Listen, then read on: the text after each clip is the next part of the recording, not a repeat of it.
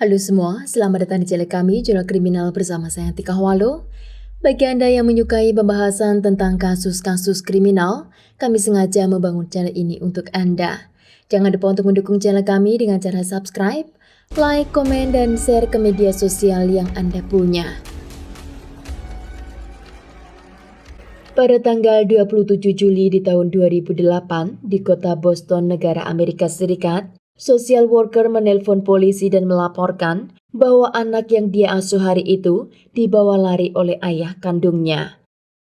Pada pukul 12.44 siang, polisi tiba di tempat kejadian dan social worker itu juga menghubungi ibu dari anak tersebut yang bernama Sandra Bos.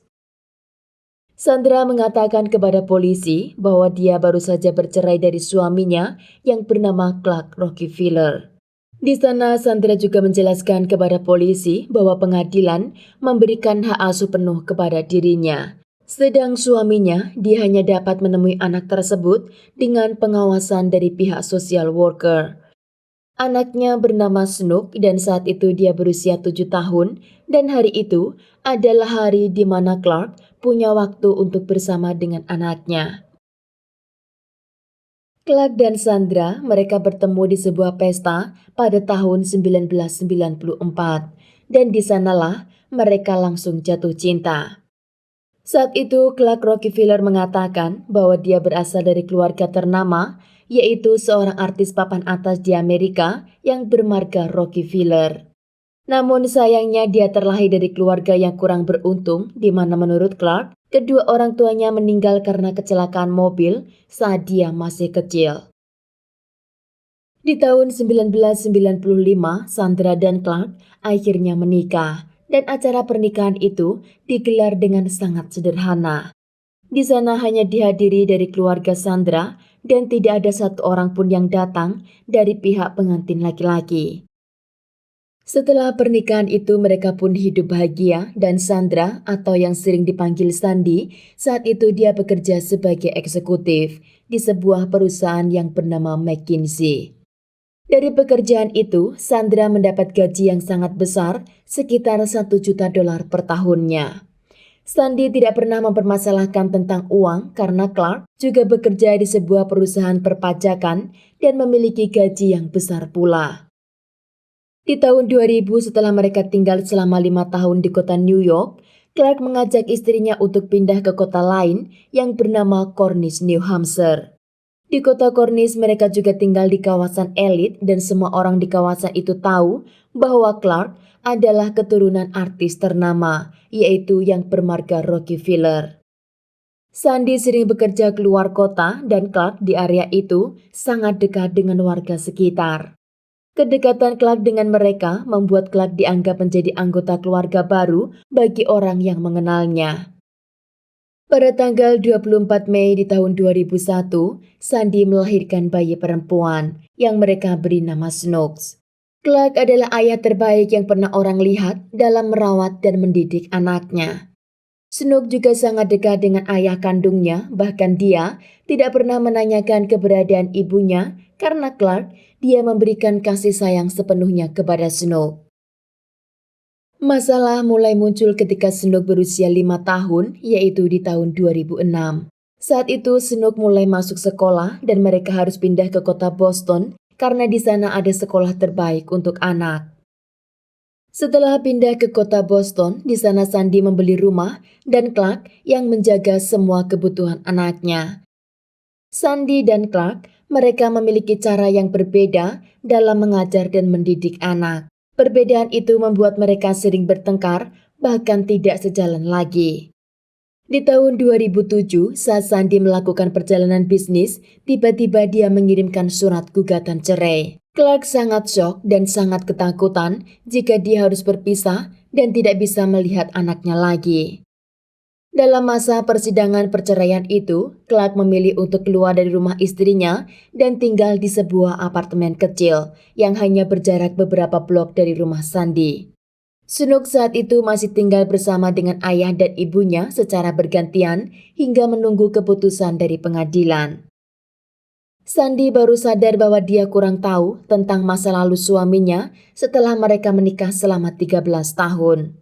Kini dia sangat penasaran dan mulai mencari informasi siapa sebenarnya suaminya. Karena dengan informasi masa lalu Clark, kemungkinan pengadilan akan memberikan hak asuh kepadanya. Sandy mengingat jelas nama ibu Clark yaitu Ann Carter, yaitu seorang artis Hollywood. Sandy dan ayahnya sangat iseng untuk mencari informasi itu di Wikipedia tentang ibunya yang bernama Ann Carter. Setelah mereka membuka Wikipedia, ternyata Ann Carter masih dalam keadaan hidup dan tidak meninggal seperti apa yang dikatakan oleh Clark. Sandra tidak tahu pasti siapa suaminya karena banyak informasi yang dia katakan tidak sesuai dengan kenyataan. Sandra mengatakan di pengadilan kebohongan Clark tentang kedua orang tuanya karena Sandra berharap hakim tidak akan memberikan hak asuh Snook kepada suaminya karena dia tidak memiliki background yang baik. Persidangan akhir perceraian mereka terjadi di bulan Desember di tahun 2007 dan di sana hakim menyatakan bahwa Sandra mendapat hak asuh penuh dari anaknya dan jika Clark akan menemui anak tersebut harus dengan pengawasan social worker. Sandra juga mengatakan bahwa dia akan membawa anaknya pindah ke London dan Clark hanya mendapat tiket kunjungan 3 kali dalam setahun. Clark di sana sangat sedih mendengar keputusan tersebut dan dia sangat khawatir karena Snook adalah segalanya.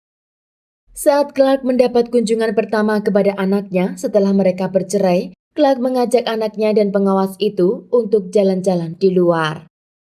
Pengawas itu berjalan di belakang Clark dan Clark saat itu menggendong anaknya. Di tengah jalan, Clark menunjukkan kepada pengawas itu tentang bangunan tua di pinggir jalan dan ketika mereka asik ngobrol, Clark tiba-tiba mendorong pengawas itu hingga dia terjatuh. Di sana Clark mengambil kesempatan tersebut untuk membawa lari anaknya dan dia langsung masuk ke dalam mobil berwarna hitam. Sepertinya mobil itu sudah menunggunya di sana dan ketika Clark masuk ke dalam mobil itu, mereka langsung meninggalkan tempat tersebut. Amber Alert langsung menyala karena laporan dari pengawas tersebut dan polisi berusaha mencari jejak Clark di jalan, namun hari itu mereka tidak berhasil. Untuk mencari informasi lebih lanjut tentang Clark, mereka butuh nomor identitas atau nomor teleponnya. Sandy memberikan kepada polisi nomor identitas Clark, namun ketika polisi memasukkan nomor itu ke database, nomor tersebut dinyatakan tidak ada. FBI turun menangani kasus Clark dan mereka mencari jejak Clark melalui database kriminal. Namun di sana, mereka juga tidak mendapat informasi apapun. Bahkan menurut mereka, nama Clark Rockefeller tidak pernah ada di Amerika. Siapa sebenarnya Clark Rockefeller dan apa yang akan dia lakukan kepada anaknya? Sandy sangat kecewa dan ketakutan jika dia tidak bisa melihat anaknya lagi. Semua orang yang mengenal Clark sangat syok mendengar bahwa Clark menculik anaknya sendiri dan salah satu dari mereka menghubungi polisi dan mengatakan bahwa malam sebelumnya Clark ada di rumahnya dan mereka minum wine bersama.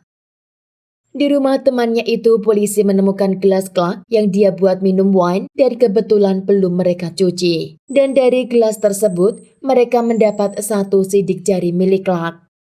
Satu sidik jari itu akhirnya membuka kasus misteri, pembunuhan dan penuh dengan skandal hingga akhirnya blow up di negara Amerika dan Jerman.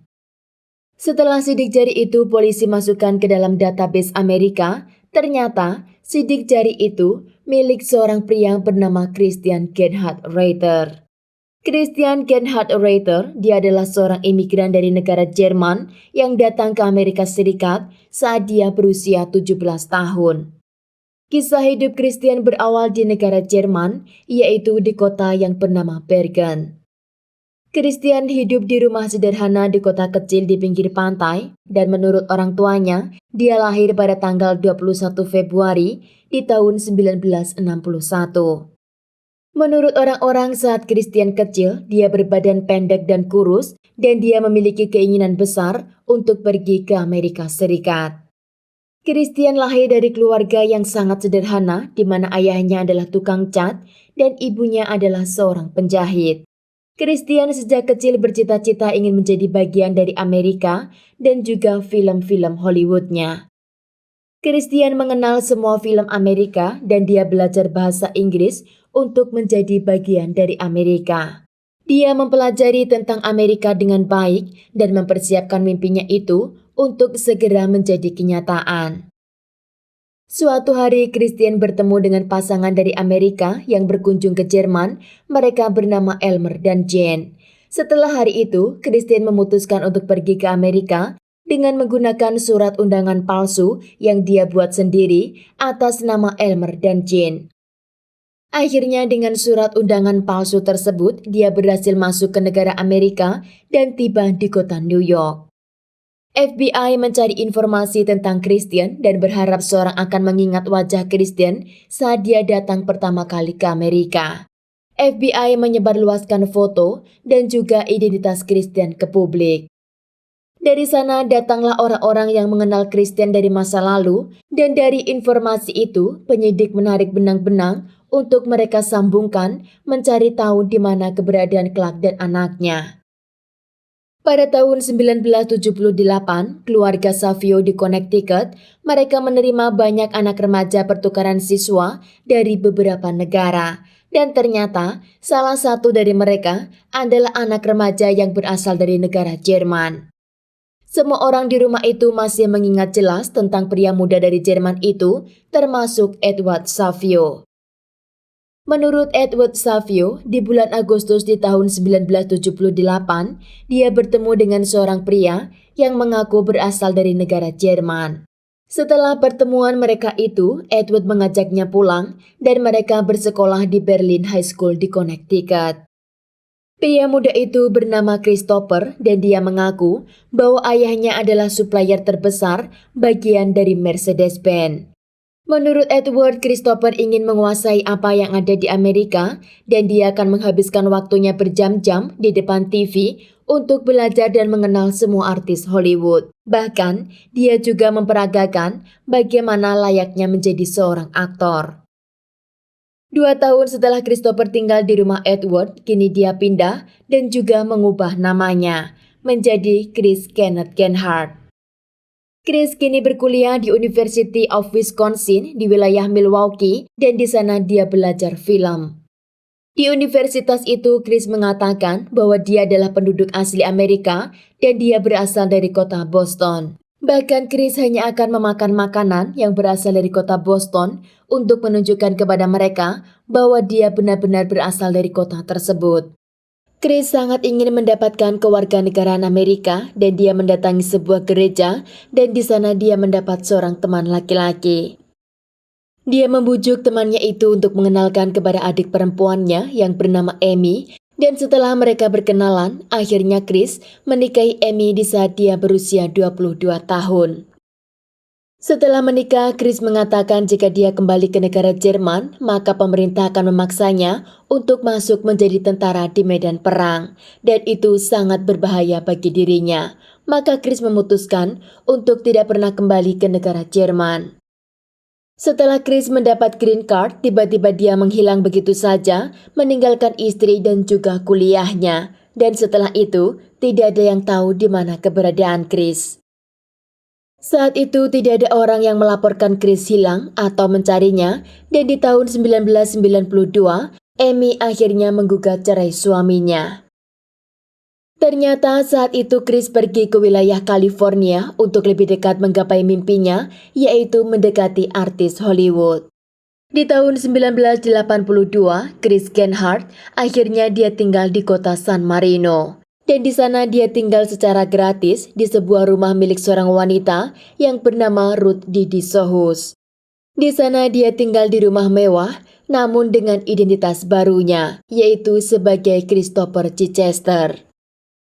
Di sana, Christopher Chichester mengatakan bahwa dia keturunan dari Inggris dan dari kalangan orang terhormat. Chris sudah menguasai bahasa Inggris dan dia juga menjadi pria yang sangat elegan dan anggun, dan menurut mereka, Chris akan melelehkan setiap hati seorang wanita. Chris saat itu mendatangi sebuah gereja dan dia menjadi member di sana, dan menurut pengurus gereja, Chris akan datang setiap minggunya. Chris di gereja itu dikenal sebagai pria yang sangat karismatik, anggun dan juga sangat intelijen. Chris bukan hanya dekat dengan orang di gereja, namun dia juga mendatangi universitas yang ada di Southern California, di mana di sana adalah universitas untuk pembuatan film. Di universitas itu, Christopher juga sangat terkenal walaupun sebenarnya dia bukan mahasiswa di sana. Chris akan datang setiap hari ke universitas itu dan mengatakan bahwa dia juga belajar di sana dan dia akan menghabiskan waktunya di perpustakaan untuk mempelajari film-film yang ada di sana. Chris sepertinya juga akan membuat cerita hidupnya seperti yang ada di film Hollywood yang penuh misteri dan juga drama. Didi Sohus kala itu tinggal sendirian dan dia dikenal sebagai wanita kaya raya, namun dia hidup dalam kesederhanaan. Didi setelah bertemu dengan Christopher Chichester, mereka langsung akrab dan dia mengajak Chris pulang dan tinggal di rumahnya secara gratis. Didi sebenarnya memiliki satu anak angkat, dia bernama Jonathan Sohus, namun saat Chris datang, Jonathan tinggal bersama dengan istrinya di luar. Di tahun 1983, anak angkat Didi, yaitu Jonathan, pada tahun itu dia pulang ke rumah ibunya bersama dengan istrinya yang bernama Linda. Pada bulan Februari di tahun 1985, Jonathan dan istrinya Linda tiba-tiba meninggalkan kota tersebut. Didi mengatakan kepada semua orang bahwa anaknya Jonathan dan juga menantunya Linda, mereka mendapat pekerjaan baru sebagai agen rahasia pemerintah Amerika dan yang membantu mereka mendapatkan pekerjaan itu adalah Christopher Chichester. Beberapa bulan kemudian, saudara Linda tidak mendapat kabar tentang Linda, maka dia menghubungi Didi untuk menanyakan di mana keberadaan Linda. Didi mengatakan bahwa Linda dan Jonathan pergi dalam tugasnya sebagai agen rahasia negara dan dia tidak bisa memberitahunya lebih detail di mana keberadaan mereka. Namun untuk meyakinkan saudara Linda, dia menunjukkan postcard yang dikirim oleh Linda dan Jonathan saat mereka bertugas. Selama 5 bulan, Linda dan Jonathan masih mengirimkan surat lewat pos, namun setelah itu, mereka tidak ada kabar selanjutnya. Setelah Linda dan Jonathan tidak mengirimkan surat kepada Didi, Christopher Chichester juga meninggalkan rumah Didi begitu saja, dan Didi tidak tahu di mana keberadaan Chris setelah itu.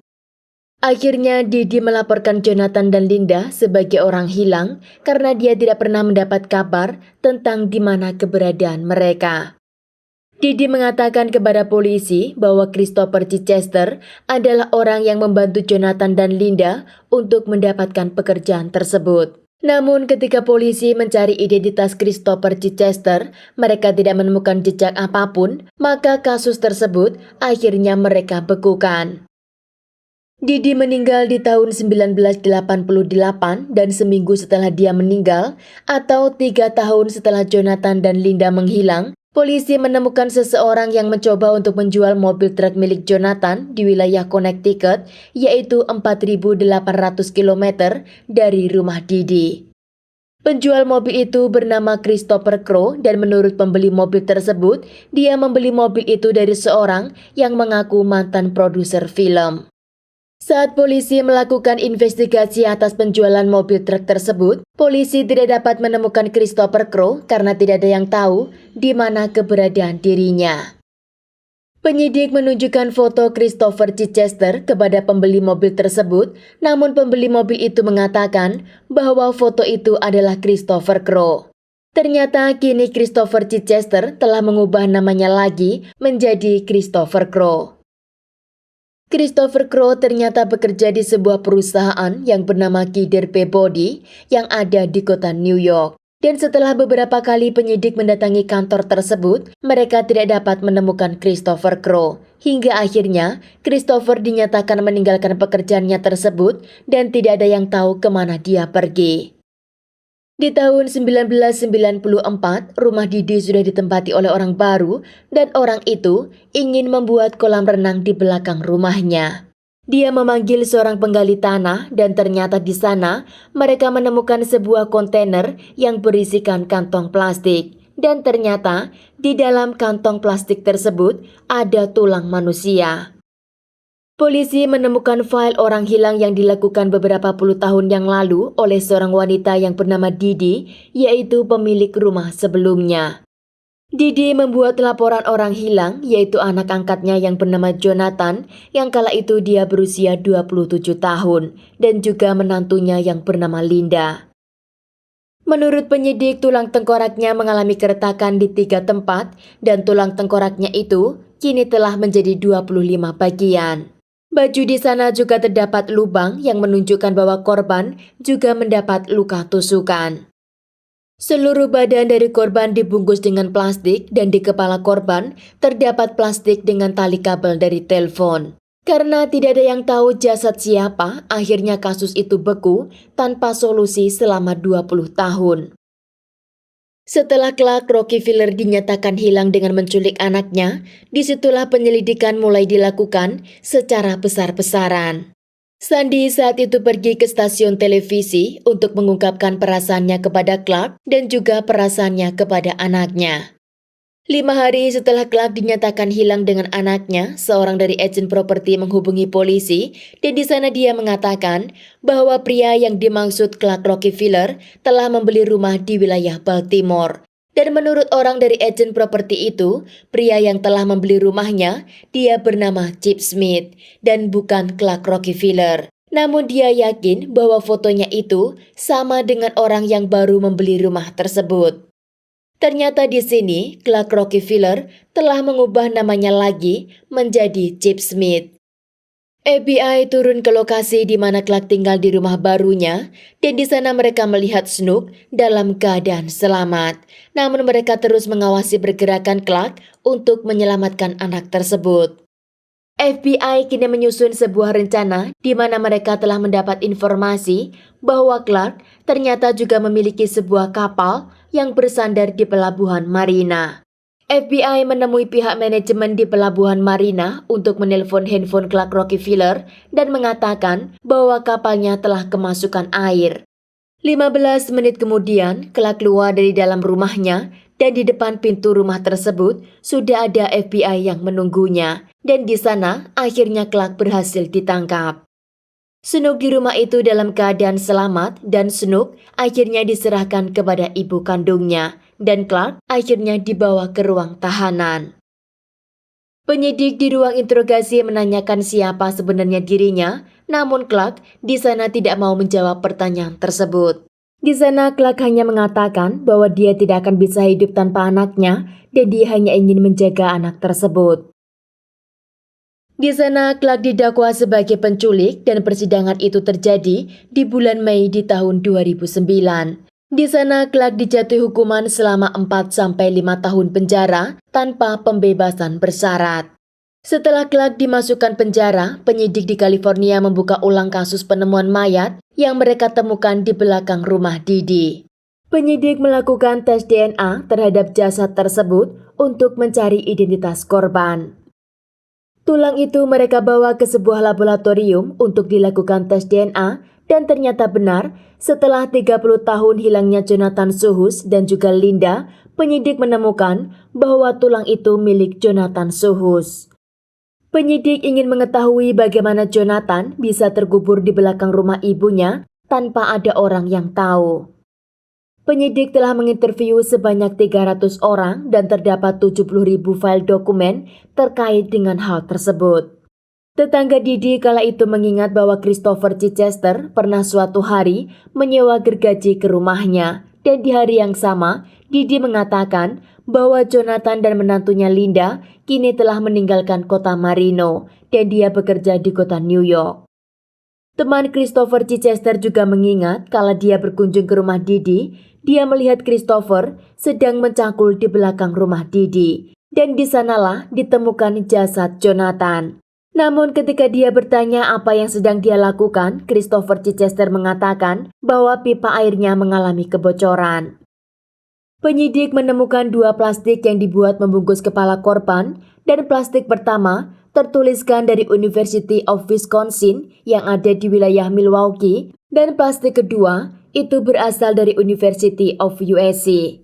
Dan kedua universitas itu adalah di mana tempat Christian Genhardt belajar. Penyidik memang sudah menemukan bukti, namun itu belum cukup untuk membawa Clark Rockefeller menghadap ke pengadilan. Polisi menggunakan luminol di kamar di mana Christopher Chichester tinggal selama di rumah Didi, dan di sana penyidik membuka karpet dan ternyata masih terdapat banyak cairan merah tertinggal. Tetangga Didi mengingat suatu hari Christopher Chichester membakar sesuatu hingga menimbulkan asap yang hitam. Tetangganya itu juga menanyakan kepada Christopher Chichester apa yang terjadi, namun Chris kala itu mengatakan bahwa dia sedang membakar karpet bekas. Walaupun kasus itu sudah 30 tahun lamanya, namun detektif akan membawa kasus itu ke pengadilan. Pada tanggal 15 Maret di tahun 2011, Christian Genhardt didakwa sebagai pelaku pembunuhan dan dia akhirnya dipindahkan ke penjara California. Diduga kenapa Chris membunuh Jonathan kala itu, karena semenjak Jonathan tinggal di rumah ibu angkatnya, yaitu Didi, Jonathan tidak mengizinkan Chris untuk menggunakan properti dan uang Didi. Maka untuk menguasai properti dan uang Didi, Chris harus menyingkirkan Jonathan. Di bulan April di tahun 2013, hakim menyatakan bahwa Christian Genhardt sebagai tersangka pembunuhan tingkat pertama terhadap Jonathan Sohus. Di sana Christian Genhardt dijatuhi hukuman selama 27 tahun penjara tanpa pembebasan bersyarat. Di akhir persidangan, Clark hanya mengatakan bahwa Linda adalah pelaku pembunuhan terhadap suaminya yaitu Jonathan dan Linda pergi melarikan diri. Apakah benar Linda adalah pelakunya dan dia melarikan diri ke negara Prancis dan dari sana dia mengirim surat dan postcard kepada Didi? Namun terdapat informasi bahwa Linda tidak pernah memiliki paspor. Mereka percaya bahwa Chris juga telah membunuh Linda dan jasadnya dia sembunyikan di suatu tempat dan hingga hari ini keberadaan Linda masih menjadi misteri. Sekian kasus hari ini, jangan lupa tinggalkan like dan komen. Jika Anda tidak keberatan, klik tombol subscribe untuk mendukung channel kami. Terima kasih saya ucapkan kepada Anda para subscribers. Sekian, sampai jumpa di kasus berikutnya.